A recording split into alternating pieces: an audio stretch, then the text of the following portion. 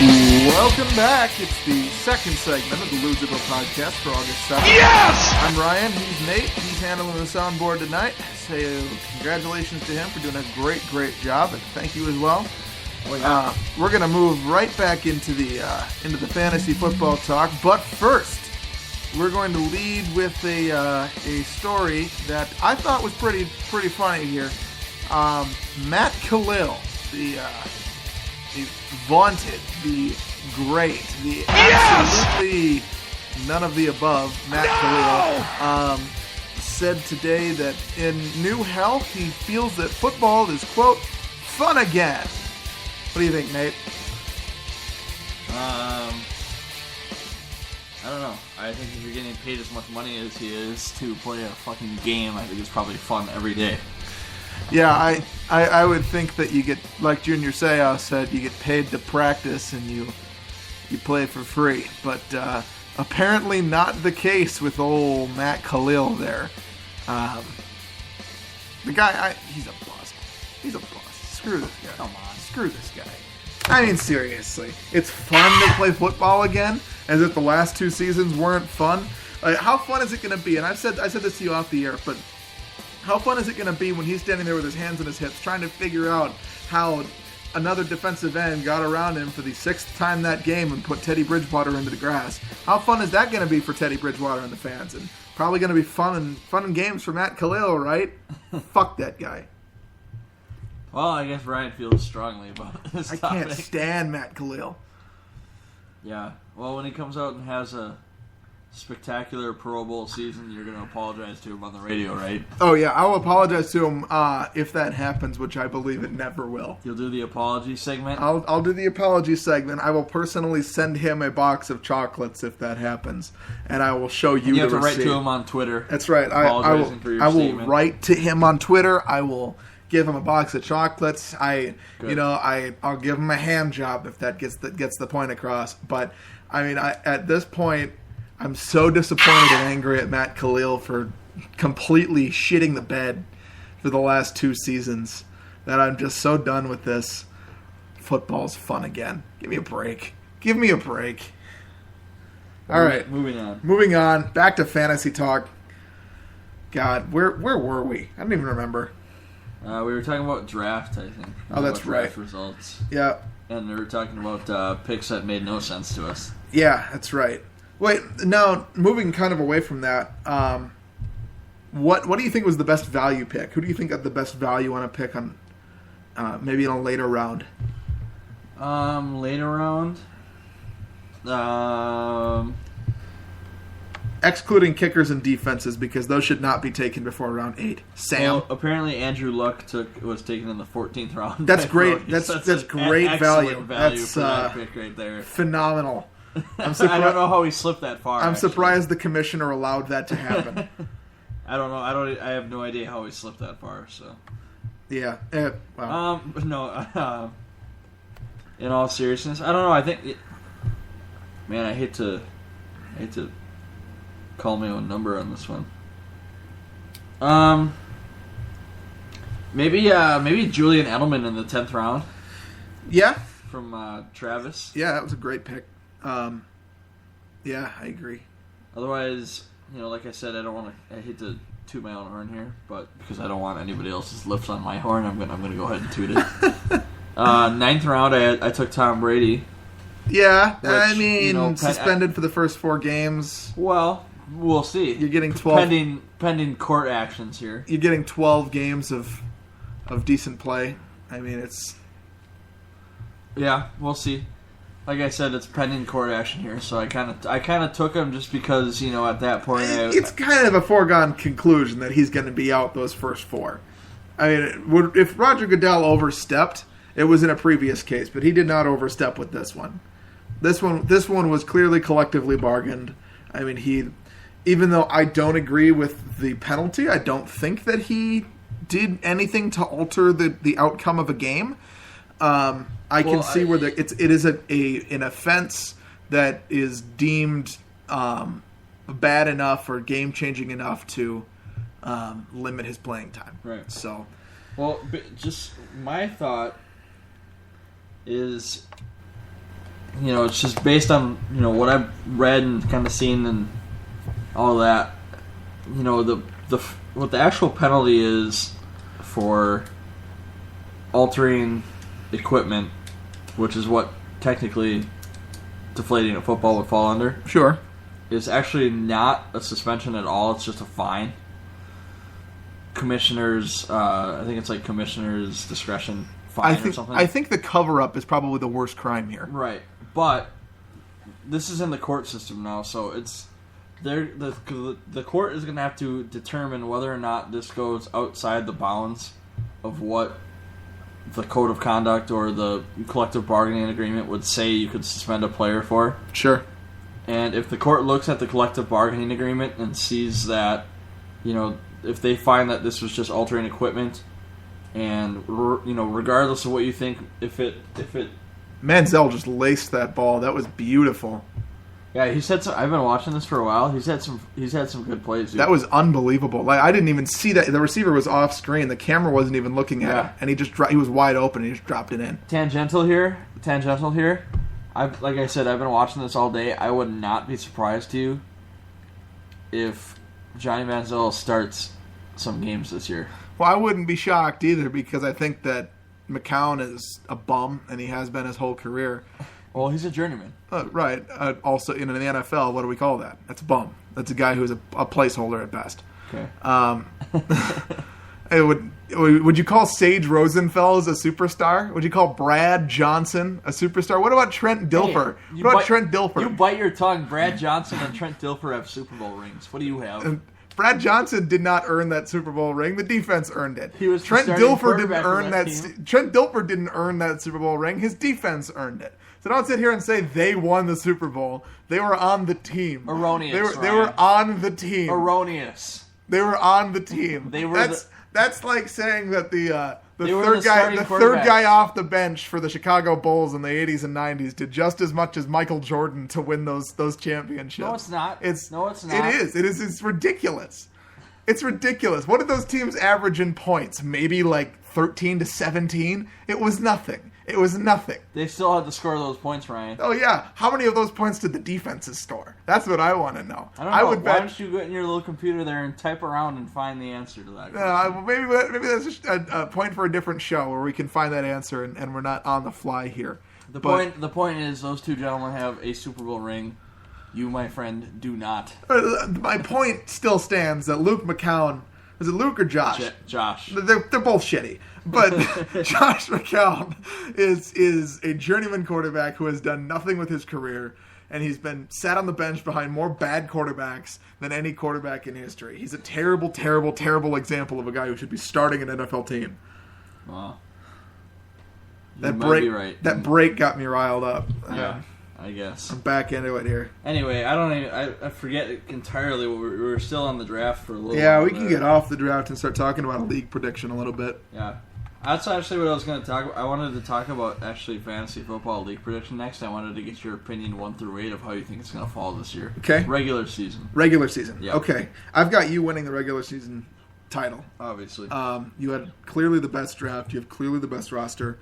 And unless something goes horribly, horribly, horribly wrong, where like Antonio Brown tears an ACL and Le'Veon Bell gets another suspension and AJ Green has turf toe again, I mean you're pretty much set for the regular season. I think that this is going to sound a little crazy, but I think that Travis is going to be second this year. Really? Yep. He's got a slower starting team. But I see him having some good matches here. Very nice. Third, I'm going to put Douche. Brody, I think, is going to have a good year. I don't think it's going to be as good as last year. His roster isn't quite as good. Solid. Yep, he's got a good draft class. Fourth, I really don't want to toot my own horn, but I'm going to say I'm going to take fourth in the regular season this year. After the trades that I made, I think I've got a solid roster. I may have to make a couple more transactions, but I think I've shored up enough of my team to have a good run. Yeah. Fifth, this one's tough because I could go one of two ways, and they're actually playing each other in the first week. But fifth, I'm probably going to have to say Tanner. Okay. And then sixth, it's either Ryan Kelly or Sam. The Chosky's had a good draft. Not a great draft. I could see him being on the bubble, but Sam had a good draft. And depending on how his players perform, he could be pretty good. I just don't see the public defecators doing anything again this year. He could surprise me, but I just don't think he's solid enough at quarterback or receiver to be able to do much. Yeah. So, I mean, that's my prediction. Obviously yours is probably going to vary just a little bit. Mine are actually quite different, I think, Yeah. from what yours are. Well, obviously, I have myself winning the league. Yep. Obviously, with the draft I had. And, yep. Just where I am. But yeah. So I have me, and then I'm gonna take, and this might be a surprise, but I'm gonna take Sammy. You think so? Actually, to finish second. Okay. And then I'm gonna go ahead. I'm gonna take Douche to finish third. So we do have that similar. I like the draft that he had, and I think he's got I think he's got a good eye for the waiver wire, and he's got good managerial skills. So I'm going to take Douche to finish third. Fourth, I actually have the Choskys. I think they had a pretty sneaky good draft. Right. I like a lot of the picks they made, especially in the top half of the draft. So I'm going to take Ryan to finish fourth there. Fifth, I'm actually going to take Kyle. I think the public defecators get out of the hole this year, and I think Adrian's gonna have a good year. Now, a lot of this again, it does hinge on Adrian. Yeah, but I think I like the fact that he's got Adrian, and I think Russell Wilson could have a good year with the added weapon of Jimmy Graham. Moving on, with six, I'm gonna take. I think I'm gonna put Tanner at 6. I liked him a lot more before he made that trade with you, to be honest with you. I liked him when I think Aaron Rodgers is going to have a great year. I agree. So I liked him a lot more before he made that trade with you. I was with that trade just on a tangent a little bit. I was literally like crossing my fingers, my toes, holding my breath. I had a horseshoe up my ass kind of thing. That I was hoping, praying, begging every spiritual being that may or may not exist that he wouldn't ask me for my first round pick. And I was okay. I told him I wasn't okay trading Gronkowski a little bit, but he was actually, between him and Jordy Nelson, he was the one that I was more okay trading. Yep. With Aaron Rodgers and Jordy Nelson, I just feel like that's a dangerous combination to have on the same fantasy team. Yeah. So yeah, I was kind of torn between putting him 6 or you 6. Just decided to go with him in the end because I think he's got the better overall team right now. But that'll probably flip flop during the season as things, go on. So yeah, then 7th I have you.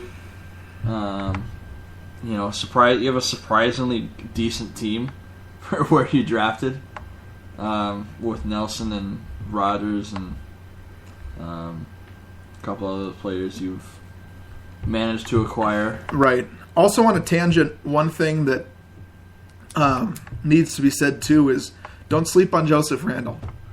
He's going to be the number one back behind that Cowboys offensive line, and he's touted to be faster than DeMarco Murray.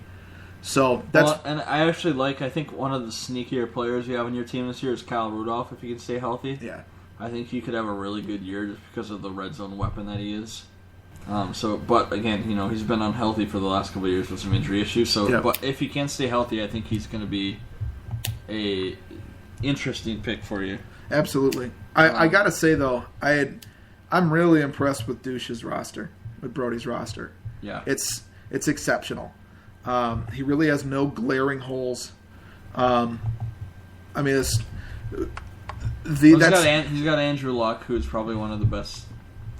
For sure, top 2 quarterbacks, I would say. Absolutely. I think that, that the only thing that I would give to him over you is, he's got a little bit more sure-handedness at running back. He's got more veteran guys who are proven. Where C.J. Anderson, we have yet to see a full season from him, and Jeremy Hill, he's good, but I worry that he's still going to have to split with Gio Bernard if Bernard comes alive. Yeah. That's my concern with Jeremy Hill. But to have DeMarco Murray, Matt Forte on there, I mean, he's got the advantage at running back, but you've got the advantage at receiver, I think, where he has Mike Evans and T.Y. Hilton and Emmanuel Sanders. I think your receivers are far and away much better than his. And if I were him, I would consider actually looking into getting some receiver help.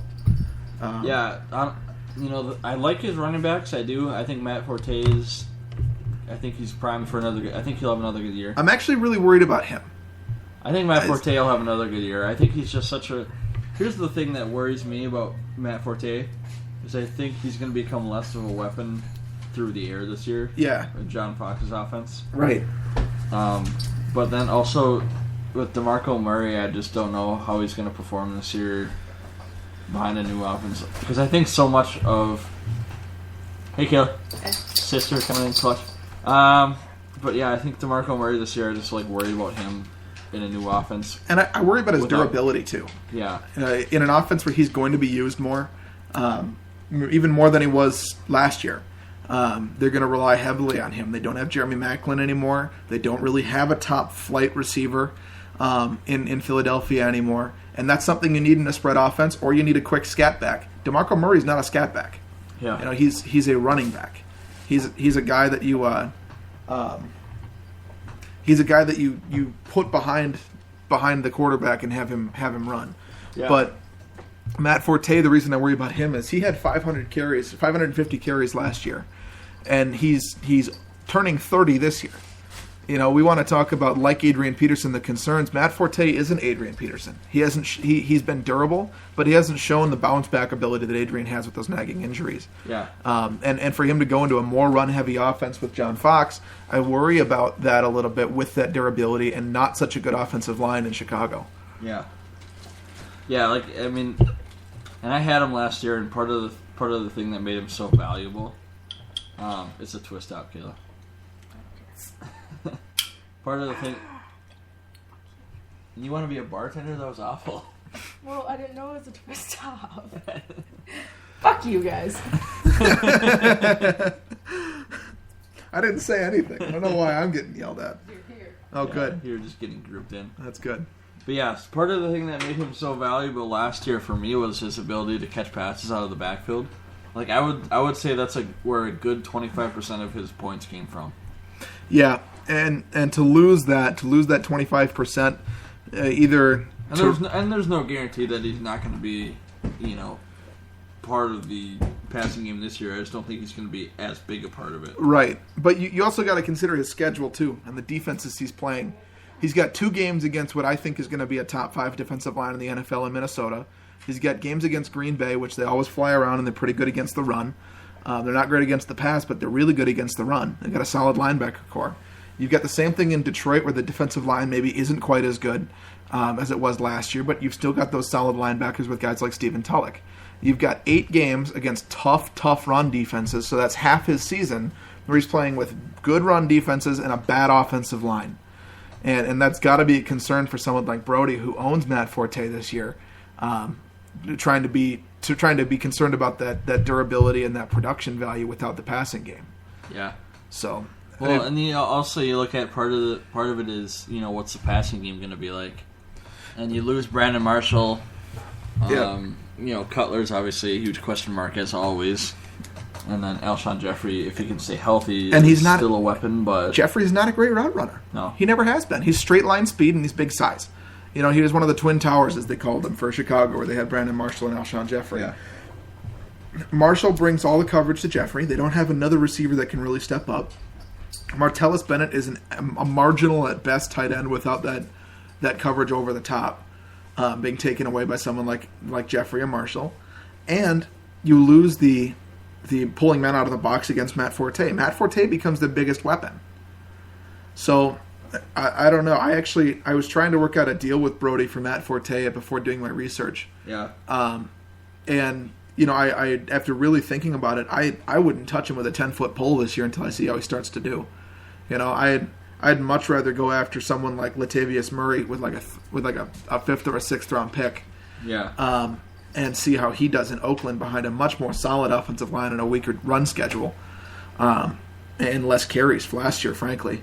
I really, I thought about Matt Forte in the draft, and I had an opportunity to take him a couple times, and it is, he's such a question mark for me this year that I didn't feel comfortable taking him at the point in the draft where he would have been available. So. Yeah, absolutely. And at this point, I mean, I know we joke about me, trading my picks and things like that.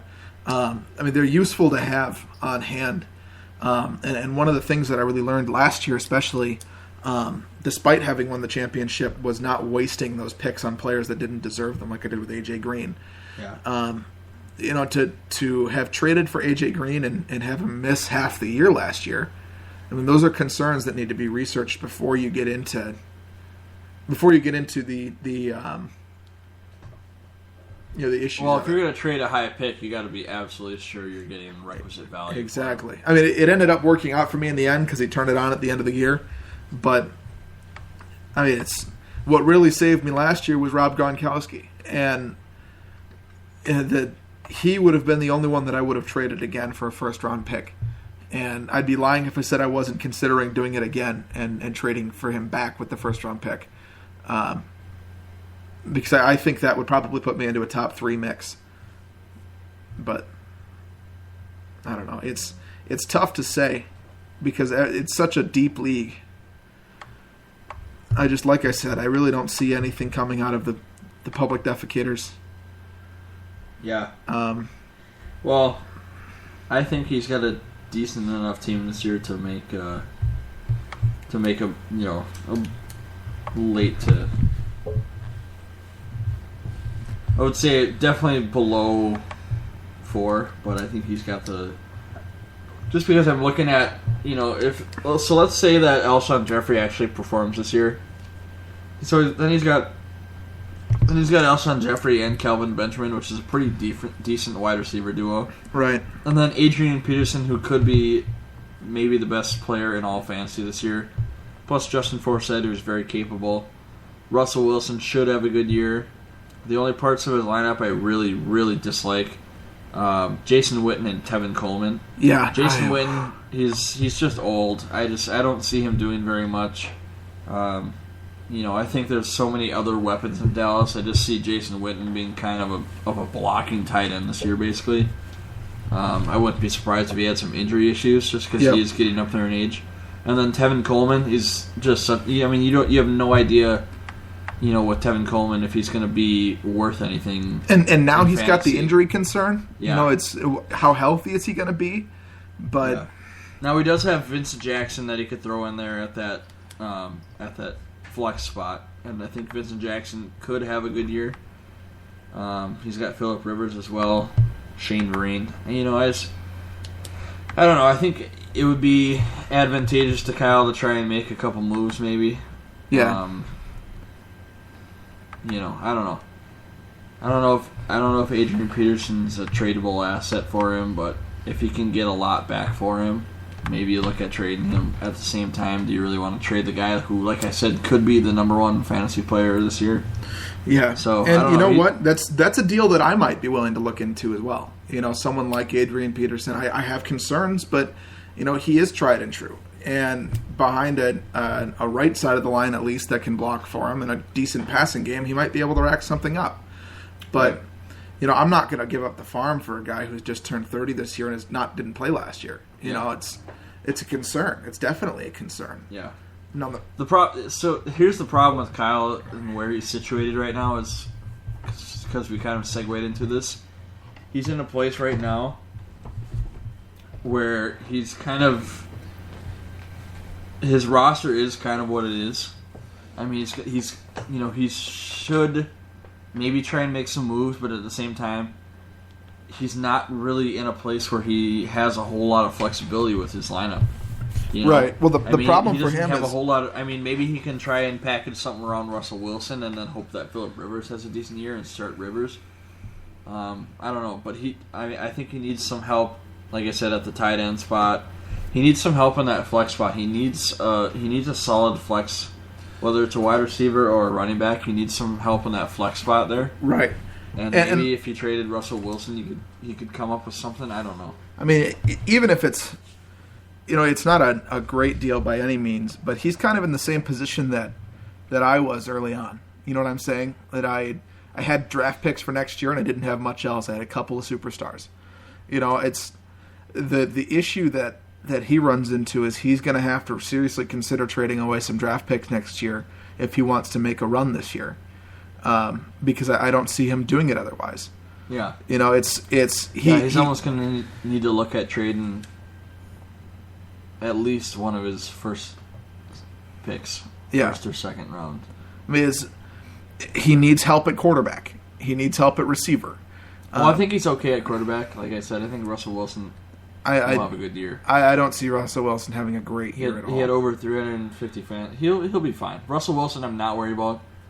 The thing I am worried about, and maybe we differ in opinion on this, I'm worried about him at that running back spot where Forsett is. I'm worried about him in the flex spot, and I'm a little bit worried about him. Not so much, but a little bit worried about him at wide receiver, where I just don't know what you're going to get out of Benjamin and Jeffrey. Yeah, so that's another place that I looked to that I had serious concerns where, I look at my own projections this year, and I see similar numbers, but it's a lot more certain to look at someone like Jordy Nelson and see, I'm for sure that's his floor. Yeah. With someone like Alshon Jeffrey who has problems getting open sometime, and the same thing with Kelvin Benjamin to some extent, that you run the risk of the floor being considerably lower, where they could be held out of the end zone because they're really the only weapon on their team. Yeah. Well, the thing is, honestly, I'm less worried about Kelvin Benjamin than I am Alshon Jeffrey, actually. Yeah, absolutely. Because I think the same problem with Alshon Jeffrey applies as it did to Matt Forte. I think he's going to face a lot of good defenses this year. Yeah. Minnesota's included. And I think that Kelvin Benjamin is going to face, not as stiff competition. And I think he's got a better quarterback throwing to him. I think at this point in their careers, I think that Cam Newton has surpassed Jay Cutler. In terms of a passing quarterback. Yep. And just in terms of quarterbacking in general, because he can run too, Cam Newton can. Yeah, absolutely. And, Cutler is, he's not a runner. He can, evade pressure occasionally, but he's not going to get, he's not going to be the guy to turn that broken play into a gain with his feet that Cam Newton can. So defenses have to respect that running ability some more with Newton than they do with Jay Cutler. And then I think Kelvin Benjamin is just a better receiver probably at this point than Alshon Jeffrey. I think he's a better route runner. He's even bigger than Jeffrey, and I think he's got better hands. Right. So I look at the rest of his roster too, though. You look at his bench, right? I don't know why you've got Tevin Coleman in at the flex spot. Keenan Allen should be there. And you should be starting Martellus Bennett over Jason Witten at this point. I would put Vincent Jackson in that flex spot before even Keenan Allen. Well, Keenan Allen, he's lost some weight. They're saying his speed is back and his catching ability has improved as well. And he's going to be the number one target in San Diego. Vincent Jackson I don't trust just because it's a rookie quarterback throwing to him with a bad offensive line. Martellus Bennett should be in for Jason Witten too. Yeah, I agree. That's the point I was really getting at is why would you have Jason Witten in over Martellus Bennett at this point? The numbers are going to look... Even looking at matchup, I guess... I don't know. I have no idea, man. Martellus Bennett is playing Green Bay. They don't have a... It's not a phenomenal linebacking core to keep up with them. They don't have a great defense. They have slightly above average defense, maybe. Against the run, especially, but against the pass, they've been terrible. And Jason Witten playing the Giants, I guess I don't think the Giants have a good defense. So, yeah. I guess you can see... Oh, we should quit picking on Kyle for a bit, but... Yeah, how much time do we have? We got another minute in this segment, I think. Okay, well, I don't know. I really have... we don't. We don't? No, we're done. How long ago was it? 30 seconds. Oh.